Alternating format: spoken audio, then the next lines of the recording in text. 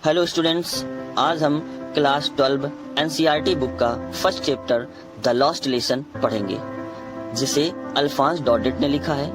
यह हमें 1870 से 71 के बीच हुए प्रेसिया और फ्रांस के युद्ध को दिखाता है। इस युद्ध में प्रेसिया ने फ्रांस के 2 जिले एल्सास और लॉरिस पर अधिकार कर वहां फ्रेंच भाषा के स्थान पर जर्मन भाषा पढ़ाने का आदेश दिया। इस कहानी को एक फ्रांसीसी लड़का सुनाता है जिसका नाम फ्रांज है।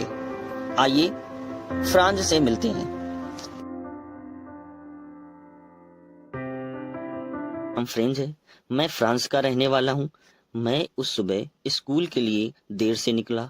मुझे डर था कि एम हेमेल जो मेरे टीचर हैं मुझे डांटेंगे, क्योंकि वो पार्टिसिपल के बारे में प्रश्न पूछने वाले थे और मुझे इसके बारे में कुछ नहीं आता था।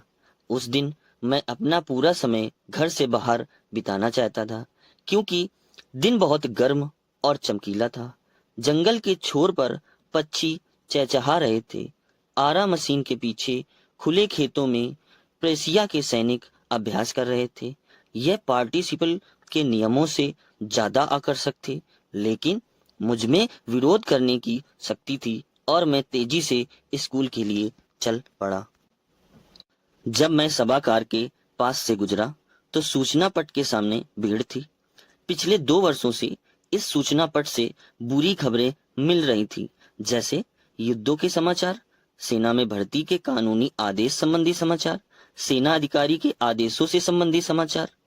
बिना रुके मैंने अपने मन में ही सोचा कि क्या बात हो गई। मैंने जैसी ही अपनी गति बढ़ाई, तभी वाक्टर नामक लोहार जो अपने अप्रेंटिस के साथ वहां न्यूज पढ़ रहा था बोला, लड़के इतनी जल्दी मत कर, स्कूल पहुंचने के लिए तुम्हारे पास ढेर सारा समय है। मुझे लगा कि वह मेरा मजाक उड़ा रहा था और मैं बुरी तरह हांफता हुआ एम हेमेल के बगीचे में पहुंचा। आमतौर पर स्कूल शुरू होने पर शोरगुल बाहर गली में सुना जा सकता था। यह शोरगुल मेजों का खोलना बंद करना, अच्छे से समझने के लिए कानों पर हाथ रखकर पाठों का जोर जोर से दोहराना, अध्यापक के बड़े रूलर का मेज पर टकराना। परंतु अब सब कुछ शांत था। मैंने सोचा शोरगुल के बीच बिना किसी को दिखाई दिए अपनी मेज तक पहुंच जाऊंगा। परंतु उस दिन हर चीज रविवार की सुबह जितना शांत था। जब मैंने खिड़की से अपने सहपाठियों को देखा तो वो पहले ही अपने स्थान ग्रहण कर चुके थे और एम हेमेल अपना भयानक डंडे को बगल में दबाए इधर उधर घूम रहे थे। मुझे दरवाजा खोलना पड़ा और सबके सामने अंदर जाना पड़ा। मैं बहुत शर्मिंदा और डरा हुआ था, लेकिन एम हेमेल मुझे देखकर बोले, नन्हे फ्रिंज, जल्दी से अपनी जगह पर जाओ, हम तुम्हारे बिना ही शुरू करने वाले थे। तभी मैं कूदकर अपनी डेस्क में बैठ गया। फिर मैंने ध्यान दिया कि हमारे अध्यापक ने सुंदर हरा कोट, अपनी झालरदार शर्ट और काली छोटी सिल्क की टोपी पहन रखी थी, जिन्हें वो निरीक्षण या पुरस्कार वितरण के समय पहनते थे। किंतु सदा खाली रहने वाली मेजों में गांव वालों का हमारी तरह चुपचाप बैठना मुझे सर्वाधिक चकित कर रहा था।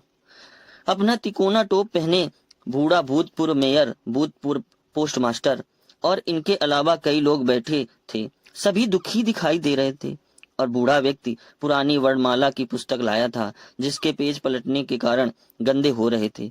उसे इसे घुटने पर खोल कर रखा था और उसका बड़ा चश्मा पेजेस पर रखा था। मैं इन सब बातों पर विचार ही कर रहा था कि एम हेमेल कुर्सी पर बैठ गए और बोले, बच्चों, मैं तुम्हें आज अंतिम पाठ पढ़ाऊंगा। अल्सास और लॉरेस के स्कूल में केवल जर्मन पढ़ाने का आदेश बर्लिन से आया है। नए अध्यापक कल आ जाएंगे। यह आपका फ्रेंच भाषा का अंतिम पाठ है। आप एकाग्र रहें। ये शब्द मेरे लिए बिजली की कड़कड़ाहट की तरह थे। मैं मुश्किल से ही लिखना जान पाया था। अब मैं आगे कभी नहीं सीख पाऊंगा। मैं पाठ याद नहीं करता था। पाठ याद करने के समय पक्षियों के अंडे ढूंढने और सार पर फिसलने चला जाता था। मैं अब बहुत दुखी था। व्याकरण, संतों का इतिहास वाली पुस्तकें कुछ समय पहले मुझे भारी और बड़ी समस्या लग रही थी और अब वे पुराने मित्र जैसी लग रही हैं।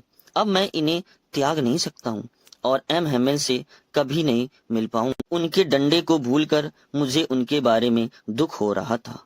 अब मुझे समझ आ गया कि गुरुजी ने सुंदर कपड़े और गांव के बुजुर्ग लोग कमरे में पीछे क्यों बैठे थे।